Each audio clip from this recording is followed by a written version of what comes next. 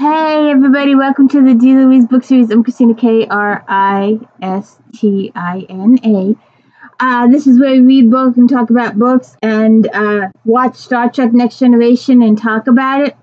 If I could go live during one of these things, I would, so we could have some give and take. I would also be afraid of tons of copyright issues if we played a scene and then stopped it and talked about it, because that's what I would love to be doing. But there's too much copyright stuff going on, so it wouldn't work. But we have come to the end of Disc 4, so we will be moving on to Disc 5 next week for Star Trek Fridays, because it is Friday, so it's Star Trek Friday. We had Devil's Due, we had Clues, we had First Contact, which was not what I thought it was going to be, and Galaxy's Child. So, my co-host is on the floor. Unfortunately for these, she can't join us because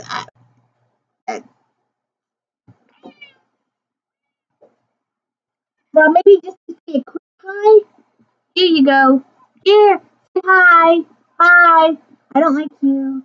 I don't want to be on TV. I'm unhappy. Since her older brother died. She's been queen of the household. She is ruling the house. So anyways, we are doing Galaxy's Child today. And Galaxy's Child is 3 episodes. It's Galaxy's Child. It's the Tin Man. And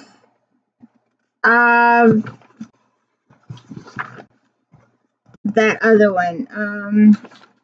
I knew I should have wrote it down.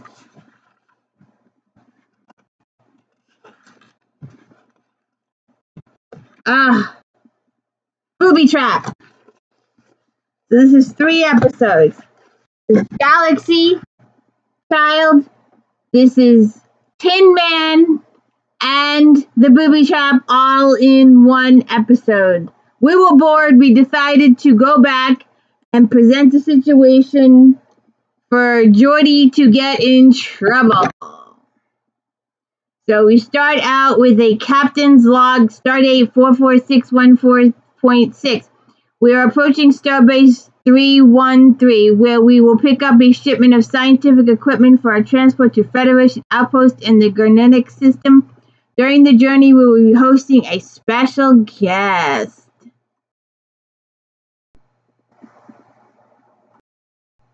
So we're in Picard's ready room, and I've already screwed up the thing. Picard goes, "Come." LaForge says, "You wanted to see me, Captain?" Picard says, "Yes, Mr. LaForge. It seems that the exploratory nature of your work has caught the attention of Starfleet Command. In fact, someone is coming on board just to see the engine modifications you've made." LaForge says, "Who, Captain?" Picard says, "The senior design engineer of the Theoretical Propulsion Group, Dr. Leah Brahms." LaForge is like, "Leah? She's coming here? Oh, yippee! This is terrific."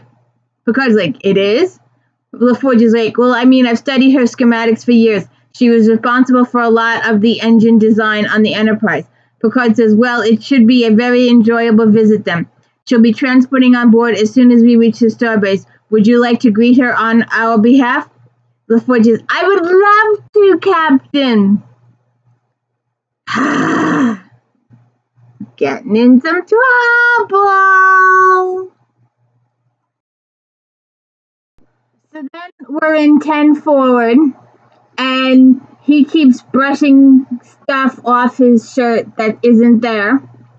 And Guinan says, "If you keep picking at that uniform, you'll wear it out." LaForge says, "I guess I'm a little nervous. It's not every day a man comes face to face with his dream." Guinan's like, "What?" And LaForge is like, "You remember about a year ago when we were caught in that booby trap, the Menthar set Okay, while we were trying to get out of it, I went down to the holodeck to study the engine prototype that was made when the Enterprise was first designed. And the computer, well, it gave me an image of the engine, but it also created this hologram of the designer, Dr. Leah Brahms. So you met a computer simulated female. Geordi's like, yeah, but not an ordinary computer simulated female. I mean, brilliant, of course, but warm, friendly. It was like we worked as one. I would start a sentence, she would finish it.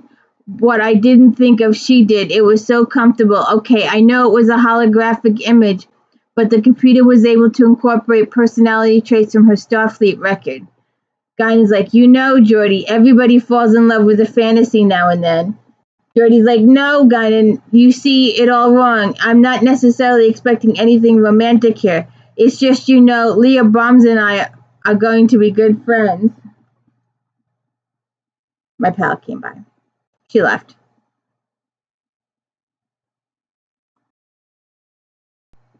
So he's got this fantasy of what they're just going to fall magically in love and stuff like that. And she beams on board, and LaForge is like, hi, welcome aboard, Dr. Brenhams. I'm Lieutenant Commander Geordi LaForge, Chief Engineer. And she comes off and she goes, LaForge, so you're the one who fouled up my engine design. And he's like, huh? He's so in love. Lord have mercy. I should have stuck with the turbo lift view, but it was kind of dark and it didn't work. And my computer's running a little hot. I had hoped to have a new one and maybe show you all improve something. I don't know, improve visual, improve audio, improve something. But unfortunately, finances prevented me from doing anything. So doing these Star Trek videos takes me 48 hours, sometimes 72 hours. Going through it, writing down the script, making comments. That usually takes me 10 hours, 10, 12 hours for 1 hour. It does. And then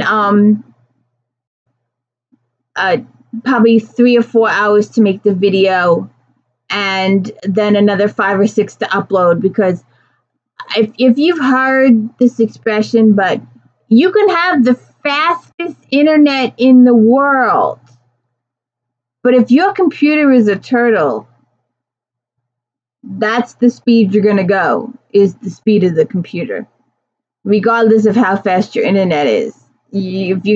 If you've got a turtle, if you've got a dinosaur for a computer, that's how fast you're going to go. So anyway, Leah says the antimatter ratio has been changed. The mixture isn't as rich as regulations dictate. LaForge says experience has shown me that too high a ratio diminishes efficiency. I worked with the mixture until I got the right balance. Leah says the magnetic plasma transfer to the warp field generators doesn't correspond to the recommended specs. LaForge says, right again, I adjusted the flow. Sometimes things happen a little differently here in space than they do on the drawing board. Leah says, is that a criticism, Commander? No, of course not. It's just a well-known fact. There's theory and then there's application. They don't always jibe. Leah says, you've charted a complete new swap-out schedule for main component replacements. You bet. I found the Starfleet estimates for the MTBF units to be unrealistic. I simply determined my own schedule based on observation and experience. Is that going to be your only defense, Commander? That same tired rhetoric? Out here in the field, we learn things you designers couldn't possibly understand. LaForge says, in the first place, Doctor, I'm not aware of needing any defense. And in the second place, if you're determined to be. The crew person interrupts and says, Doctor has a message, and she's going to go off and listen to it.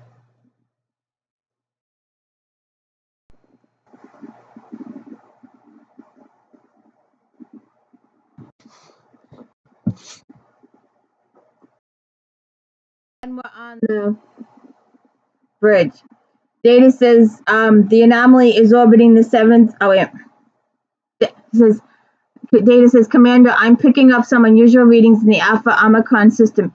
At this range, all I'm able to discern is that it's an astronomical field of intense energy. Riker says, what type of radiation signature? Data says, unknown. The Alpha Omicron system is yet to be charted. I recommend we take this opportunity for further research.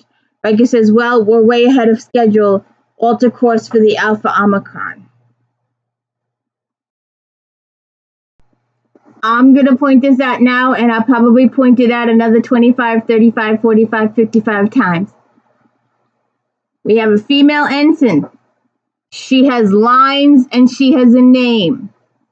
We had the Meta couple. We had Allenby after Wesley left. We had Allenby for a couple of episodes. She had lines. She had a name. She was seen. She gained bragging rights up the yin-yang. She had a name. She was seen on camera with the principal cast, and she had lines. We had men in for a couple of episodes. No lines, no names, nothing. A female is back. She has a name. She has lines. She gets to be seen with the principal cast. She gets bragging rights for the rest of her life. I'm just pointing this out, and I know I'm going to do it again. But while I had this good shot, I wanted to bring it up because I mentioned it on the next page. But anyways, I just thought I'd bring that up. So then we're back in engineering. Dr. Brahms, there's no reason for us to argue. We're on the same side here. Leah says, I'm aware of that. LaForge says, so why don't I take you on a little tour, show you the adjustments I've made, why I think they work, and we can begin pulling together on this. She says, okay. LaForge says, now why not start with the dilithium chamber? She says, okay.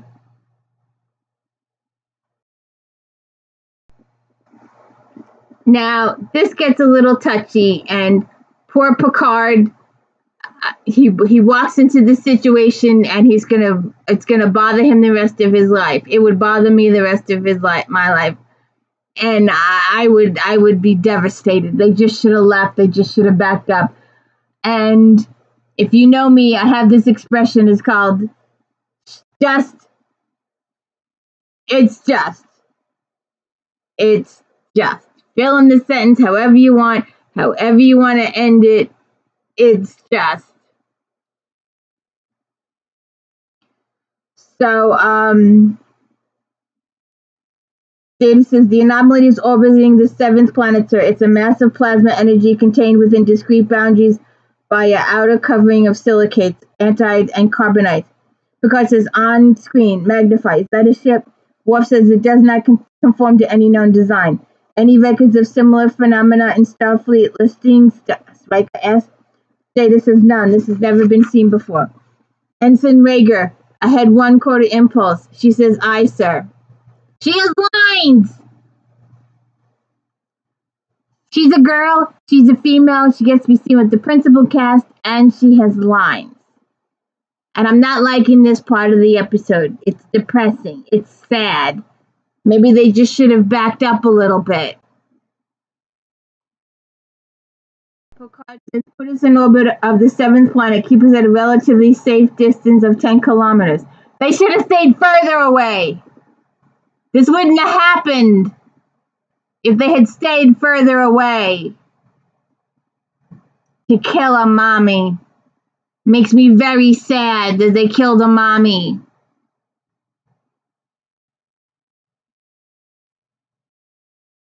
Then we're back in engineering, and Leah's like, what happened here? Who did this? LaForge says, you remember the crystal been reoriented to adjust the direction of the lattice structure? Leah's like, remember? Why would I remember? LaForge is like, right, why would you? Well, the ship was experiencing some difficulty, and we made this adjustment hoping that it would work, and it did. So it was your idea. LaForge says, not exclusively, no. Leah, just curious, this modification was due to be introduced. LaForge is in the next class starship. Yeah, how did you know? I didn't. I mean, well, it's the next logical step, right? Listen, Doctor, sometimes we have to fly by the seat of our pants out here, so it stands to reason that once in a while we're going to come up with the same solution you do. Listen, I've got a personnel review scheduled to start in 5 minutes, and I know it's been a long day, so why don't we get together later? Sort of plan our agenda for the next day or two. She's like, agenda? he's like, what is it we want to accomplish here? How we might best go about that? And maybe even get to know each other a little better. He's got romantic notions. He's dreaming about the lady that he met and fell in love with in the holodeck. He wants to pursue a relationship with that lady. And he offers to cook her dinner and everything. Whale resemble the whale a little bit. I feel so bad. We're gonna kill mommy. I don't like that we did this. I just don't like it. I just don't like it. Yeah, all you sci-fi people stuff's gotta happen, but I don't like it. I just don't like that the mommy's gonna die. I just don't like it. It's not right. It's not fair. Data says sensors are having difficulty penetrating the interior. However, the radiated output suggests a coherent system of energy stored in utilization. Riker says, was it constructed? Data says it's possible. However, the sensor data gathered thus far suggests a naturally occurring phenomenon with biological properties. A life form. Data says, yes, Captain. Riker says, Mr. Worf, begin compiling readings for transmission to Starfleet headquarters. Mr. Data prepared to launch a level 3-5 probe. Ensign aft thrusters, standard observation posture. And they do all this, and Picard is just sitting there wondering, what would it be like, Counselor? No ship, no spacesuit, just to live between the stars, to have in a galaxy's home. And the things happen, and the things happen, and the things happen, and they try and get away, but they got too close, and the creature thinks they're trying to harm her baby. She defends herself, and they kill her.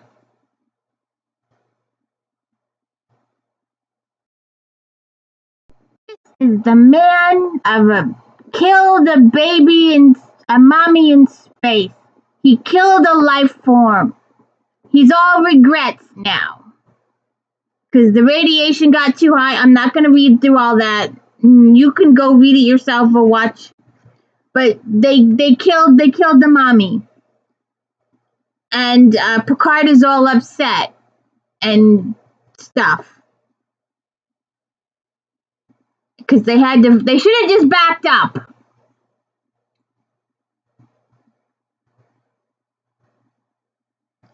But it has a lot of Tin Men in here. A lot of Tin Men.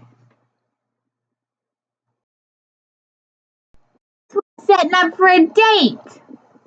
Lights, music, jazz, guitar. He goes through all this stuff. He requests the computer brighter, no lower, no this, no Brahms, no piano, no computer, no whatever. He's setting up for an effing date. Lights, mooding, her favorite meal. Lord have mercy. He's so obvious. And she's like, you're out of uniform. That's her first hint. And he's like, you've changed, you wear your hair different. They go through all this stuff. And she's like, why are you looking at my personnel file? And he's like, oh, protocol, that kind of stuff. And they go through it, and they get to know each other a smidge. And they go on and on. And she still doesn't tell him she's married. Not till the later. But she's like, I'm going to get out of here while the getting's good, because this is getting too much for me. So they're having this big meeting to figure out what they can do to fix whatever the hell they did by killing the mommy. And Dr. Crusher says that they need to perform a C-section. Back with these two lovebirds again. And he's like, she wants to inspect the power conduits, and she knows that means they're going to be crawling around in Jeffrey tubes, and they go crawling around in Jeffrey tubes. And he takes her all through the things, and they're in the Jeffrey tubes, and she confronts him. She goes, Commander LaForge, ever since I came on board, there seems to be something a little peculiar about your attitude. You seem to know things about me, even though we've never met. Well, to tell you the truth, I studied you, your writings, your stuff we fly. I admired you, your work. Well, I'm flattered, I really wanted to meet you for a long time, and I like to think we could become friends, maybe good friends. Leah says, I thought you knew. I mean, you knew everything else about me, Commander. If I'm hearing what I think I'm hearing, then you should know. I'm married!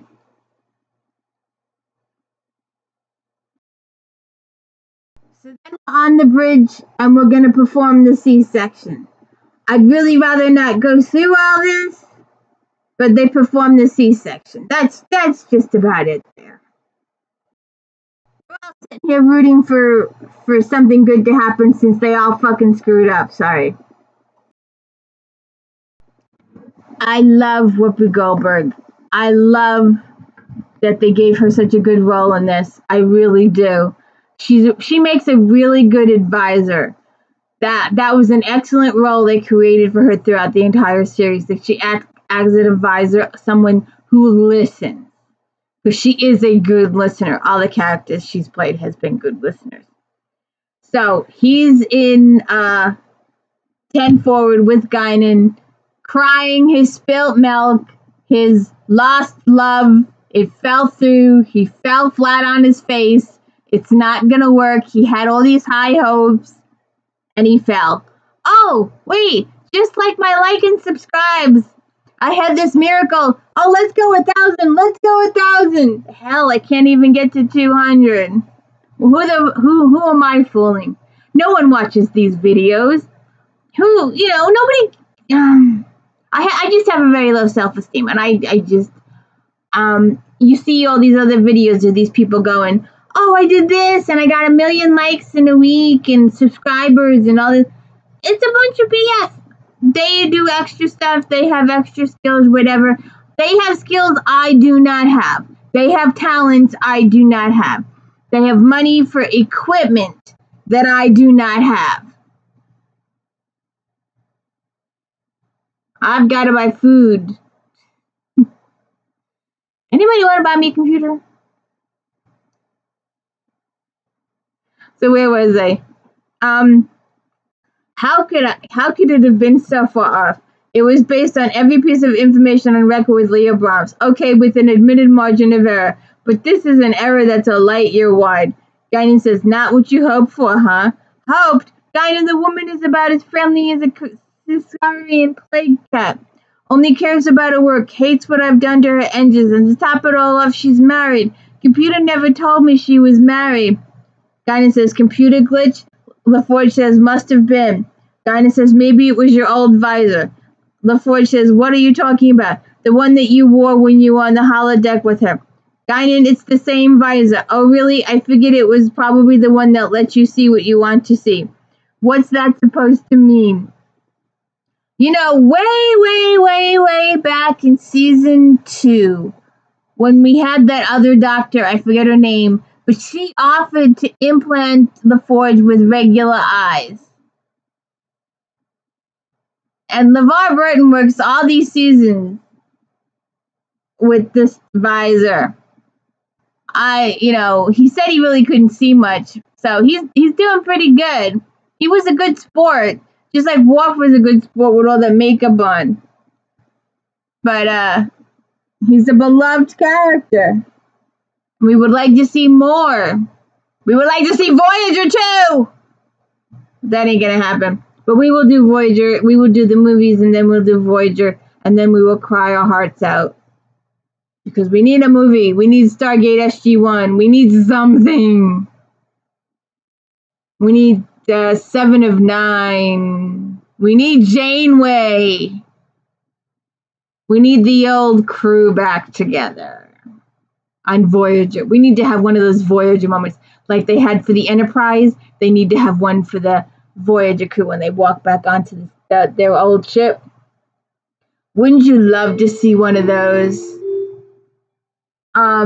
There she goes. She always goes off. She can't tell time, but she can bing like crazy. Guidance says, you saw exactly what you wanted to see in the holodeck. Sure, the computer made it look like her, gave her personality. But when it came to the relationship with Forge, you filled in the blanks, and you had a perfectly wonderful, marvelous little fantasy. Until the real Leah showed up and ruined it. She's probably done the most horrific thing one person can do to another, not live up to your expectations. So I'd take a good, hard, long look at her, LaForge. See her for who she is, not for who you want her to be. So then we get back on the bridge. Data says the life form patterns are stable, Captain. It seems to be able to withstand the solar radiation. Picard says, good. Ensign set a course for the Ganera system. She says, ISA. She's got a name, Rhaegar. She's an ensign. She's got lines. She's seen with the principal cast. Whenever they have males, no lines. Yoo-hoo, female power.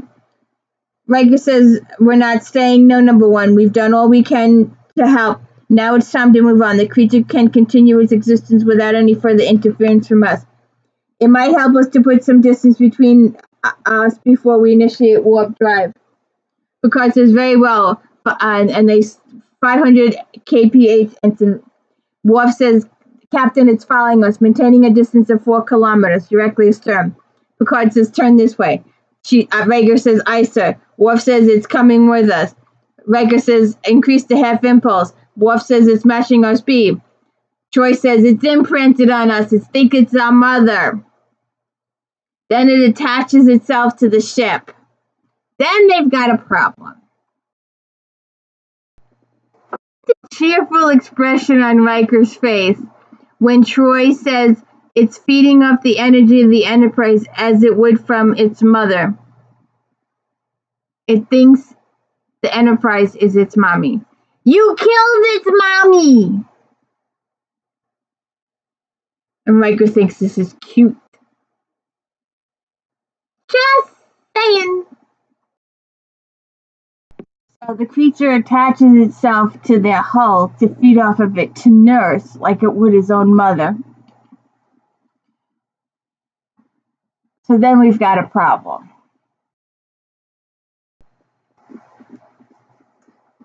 Oops. So then we've got a voice overview. Since the newborn has attached itself to the hull, it's been making greater and greater demands on the ship's energy. But we have been able to stabilize our power systems temporarily. Then they all go into the lounge. Picard says, how long before the power drain becomes critical, Mr. LaForge? LaForge says, if it continues to increase at the current rate, 6, maybe 7 hours. Leah says, we may be able to modify the engines to extend that a little longer, Captain. Picard says, your help would be appreciated, Doctor. LaForge says, by then, Junior may not need us anymore. Picard says, Mr. Data, is there any way to determine what the destination of the parent might be? Data says, I can attempt to extrapolate from the heading it was on when we encountered it, sir. Dr. Crusher says, maybe it's a way to a safe and a supportive environment for its newborn. We might be able to deliver it to the same destination. Riker says, what brings up the question of how do we get Junior off the hull once we get there? Leah says it's almost completely covering the door of the shuttle bay too. If we open the door and deactivate the atmosphere force field, the pressure from inside the ship might push it away from the hull. Picard says, make it so. Data says, I love this line. This was a good line. Is the Appalachian Junior to be the life's form official name? Picard said, no, it's not.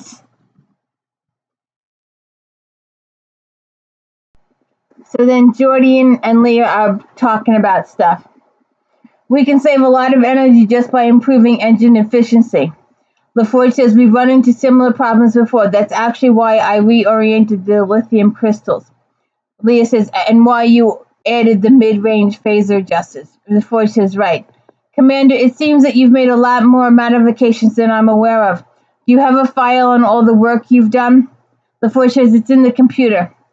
Picard says, Picard to LaForge here, Commander, I need to see you on the bridge. LaForge says, I'm on my way, Commander. You can go ahead, Dr. Ensign. Show her the file on the stuff. Now, wait a second. This is the punchline here. Little lady here, our extra who has lines and a name, tells her about the big secret, the holodeck. Ooh, we weren't supposed to say that. Ooh. The secret's out of the bag. Someone's in trouble. When the force returns to engineering, the engineering lady tells him that she told Leah about the holodeck. And LaForge is like, ah! I would also like to point out that my co-host went to her scratch and post over yonder. So I moved the scratch and post over yonder so she could be on screen. She left. She was all nice and comfy cozy in her bed, but when I moved her, she got bent and she left. Now she's over yonder. You know, I need to get me more cats. I need to get me my refund. Lord have mercy, I'm never going to get that sucker. I'm never going to get 1,000 subscribers either. There are some miracles in life that are not going to happen for me. Children, my tax refund, and 1,000 subscribers. Possible. Doubt it. Poor Geordi. It's weird, her standing next to herself like that.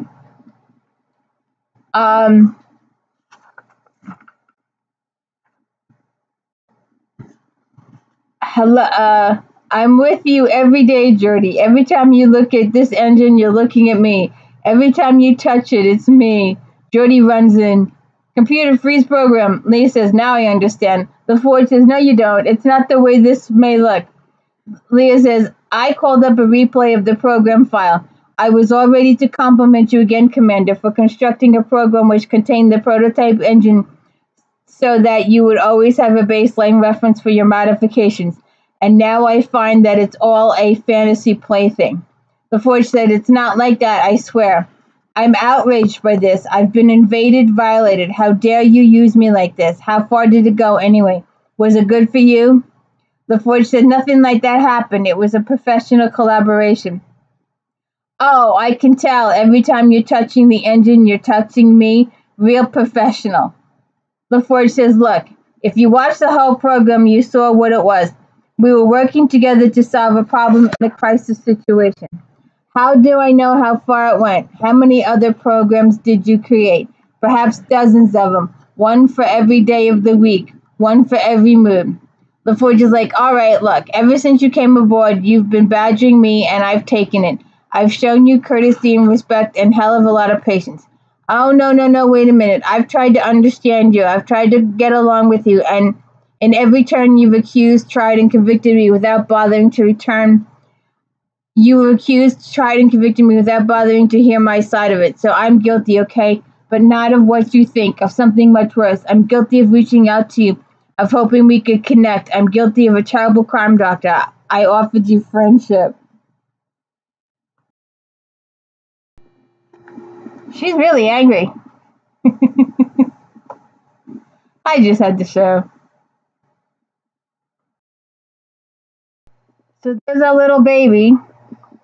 Worf says, Captain, its total volume has increased by 8.5% in the last 3 hours.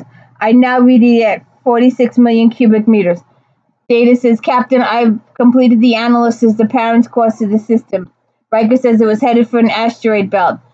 Riker says, Ensign Rhaegar set course. And she set course. And she says, aye, sir. We have to get some more attention to this young lady who got a privileged position. Hold on.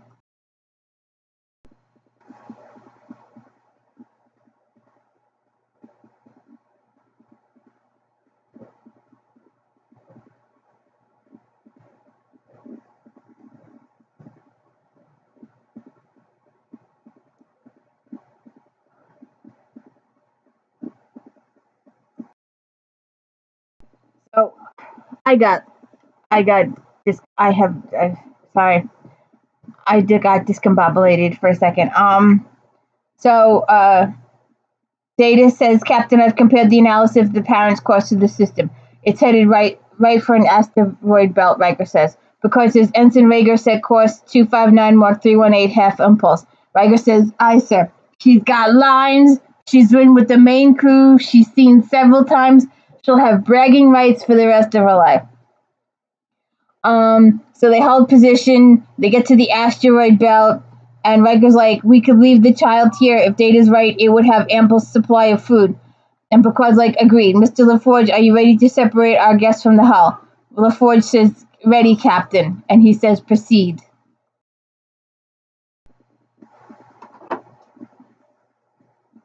So, I missed it. I missed the thing. So they open up the bay doors and they try and shake it off and it doesn't work. So they try and it doesn't work and they're losing all power. And I always during this time of day. Did you ever notice with these situations, with these shows, let's say a whole section is destroyed. By the next episode, everything's completely restored. Or the creature is draining all their power. The battery is losing power. And yet, once the creature goes, everything returns to normal. It's all been automatically fixed. It's like, it happens miraculously. In real life, it would probably take years. The Void says the bay's been completely depressurized. It's still hanging on. Worf says, I'm detecting other radio transmissions, Captain. The sensors are within the asteroid belt, and they magnify, and they see 3 adults coming forward. So now the kid has motivation to go seek its own life form. Go, hey, these people killed my mommy. Maybe these are other females to take care of it that will help nurse it during its time of need. I hope they're capable of nursing it during its time of need. It's so unfair that we killed his mommy. So then we're back in engineering. Enter power readings. They look like we're on auxiliary generators. Life support is functioning. That's about it. LaForge says, keep your eye on the generator console. We've got less than 6 minutes to get that baby off our back before relatives get here. Whatever we try, Junior responds by sucking up more energy. Leah enters. Commander, I have a thought. If you're interested, LaForge says, of course. What is it? Leah says, if the baby is nursing, perhaps we need to find a way to sour the milk. If we could contaminate the energy he's feeding on, we could try to. LaForge says, make it unpalatable somehow. But the energy generators are all we got. And how do we modify them without losing life support? Exactly. Unless what? Unless this is a space baby, right? I mean, these creatures are born, live, and die in interstellar space. Lee says, apparently. Okay, all that matters is space vibrates in a specific radiation band. Lee says 21 centimeters. That's good, Commander. That's very good. If we could alter the power frequency so that it's completely foreign to the life form natural vibrations, it might give us enough power to sour a little vinegar in the baby's milk. Lee, we have to be careful, though. If we upset it this time, we could lose auxiliary power, too. Before it just be gradually enough, it won't be such a shock. Hopefully, it'll just lose interest. Afford to bridge. Picard says, go ahead. Captain, Dr. Bombs and I have a plan. Tell me something. Would you feel this comfortable with your head this big on screen? Well, I guess my head is this big on screen, too. But normally, I'd be, like, back here. I guess you are supposed to be up here to be engaging, I guess. But if you were on a big movie screen, would you want your head to be that big? It was just a thought. And you know, they always cut it down to like seconds. They can't get this thing with 30 minutes to go. No, they've got to like have like 10 seconds left before they all die or something like that. It's always got to be a dire circumstance. So they're on the bridge, and Worf says 2 minutes until the creatures intercept, Captain. LaForge says, Captain, we are ready down here. Picard says, proceed. LaForge says, lowering wavelength in the energy system now. And Leah's like reading 15, 13, 11, 8, 5, 3. Now at 2 centimeters, and there's been no reaction. So then they try, they said we're not souring our milk enough. So let's get it down even further. And she's like, 1.8, 0.4, 0.2. LaForge is, I guess they noticed what we were doing. Data says the life form is emitting its high-frequency transmission. Energy consumption is rising, sir. Captain, the creatures are accelerating their approach. They are changing color. Picard says, Mr. LaForge, and Picard says, Captain, just a minute more. Leah, nudge it down even further toward 0.02. And then 30 seconds to intercept. She goes 0.08 and 0.5, 0.3. And at 0.2 centimeters, auxiliary generator is losing power, Captain. Then everything goes quiet. The entity has disengaged. Power levels are returning to normal. On screen, Junior joins the 3 adults who drop their aggressive green color and return to their friendly brown. Bring the engines online and take us out of here. Aye, sir. Mr. LaForge, Dr. Brahms, congratulations. You've weaned the baby.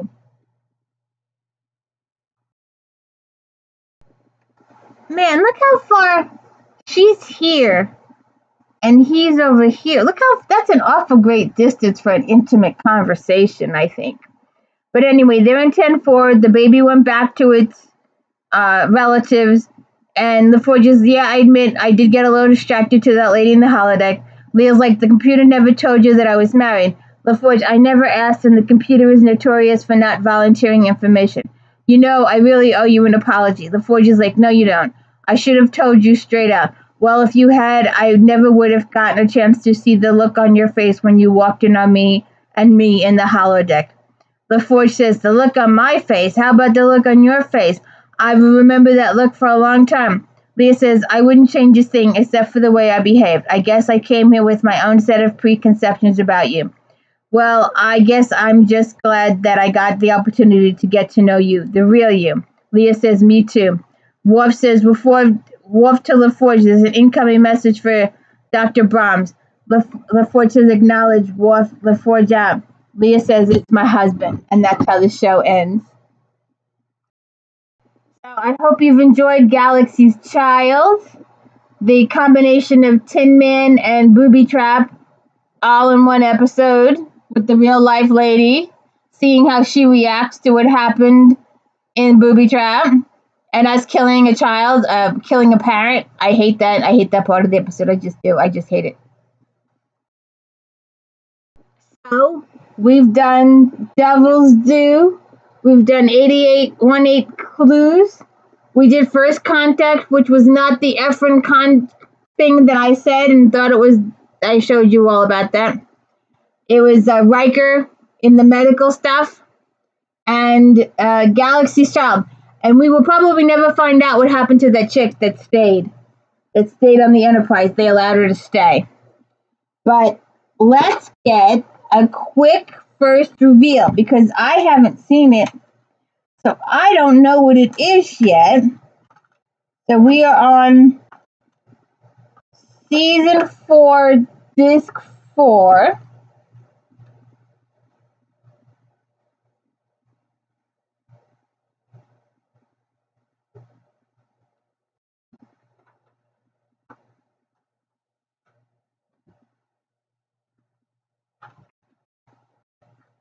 And if you don't know, I have a really old set where all the discs are loose like this. I really think this is a horrible way to do it, but they were cheap, you know. They just wanted to do it efficiently. You couldn't put each one.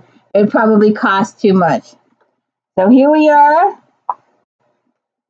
Disc 5 for next week.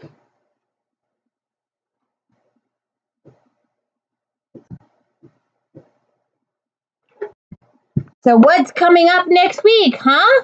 I have no idea. Let's look. Shall we look together? 72 hours of stuff to go through? See, this is why we don't show this stuff live. Come on. We gotta go through all the pictures. Come on. Come on. Come on, let's get to it here, dudes. It won't let me press the... See? Disk operation's not allowed. I gotta wait till the loading retrieval log. Episode log search. Here we go. Night terrors, identity crisis, the ninth degree, and Cupid. Are we seeing Delance again? We shall see. It looks like it. So tune in next week for Night Terrors. Have a good one. Hope you had a good Christmas. Hope you have a good New Year's. Have a good one. Like and subscribe, please. Thank you.